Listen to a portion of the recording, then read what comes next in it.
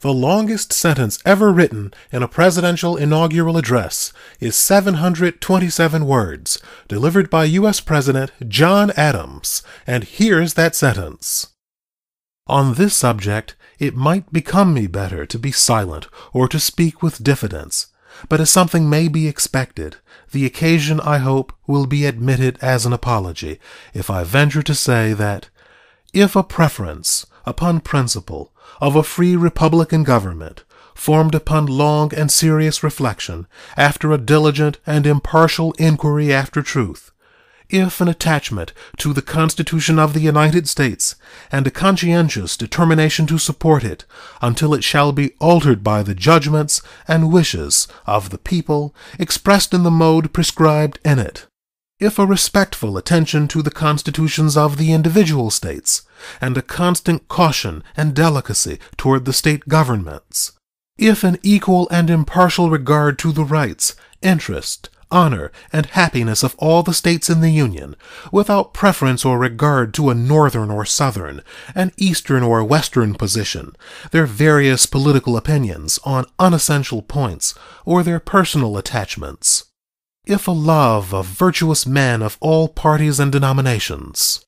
if a love of science and letters, and a wish to patronize every rational effort to encourage schools, colleges, universities, academies, and every institution for propagating knowledge, virtue, and religion among all classes of the people, not only for their benign influence on the happiness of life in all its stages and classes, and of society in all its forms, but as the only means of preserving our Constitution from its natural enemies, the spirit of sophistry, the spirit of party, the spirit of intrigue, the profligacy of corruption, and the pestilence of foreign influence, which is the angel of destruction to elective governments.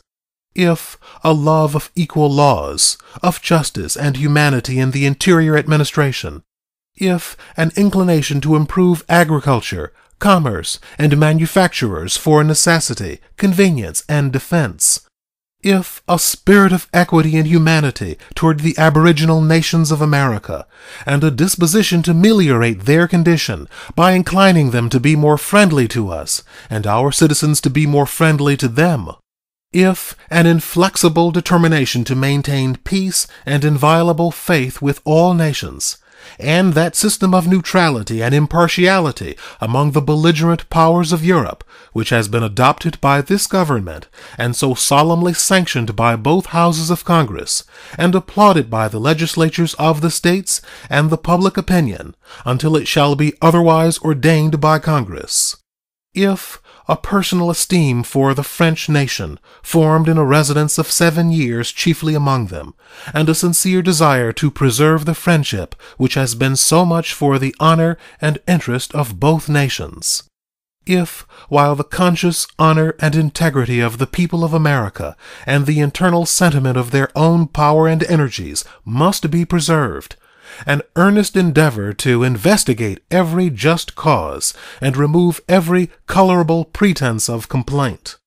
if an intention to pursue by amicable negotiation a reparation for the injuries that have been committed on the commerce of our fellow citizens by whatever nation,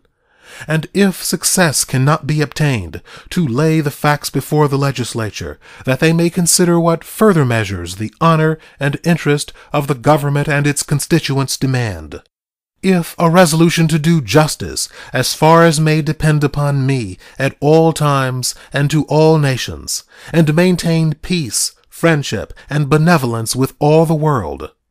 if an unshaken confidence in the honor, spirit, and resources of the American people, on which I have so often hazarded my all and never been deceived,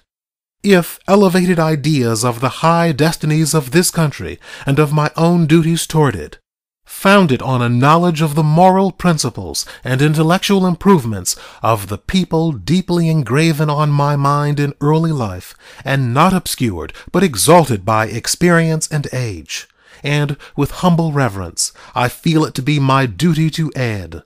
if a veneration for the religion of a people who profess and call themselves Christians, and a fixed resolution to consider a decent respect for Christianity among the best recommendations for the public service, can enable me in any degree to comply with your wishes, it shall be my strenuous endeavor that this sagacious injunction of the two houses shall not be without effect.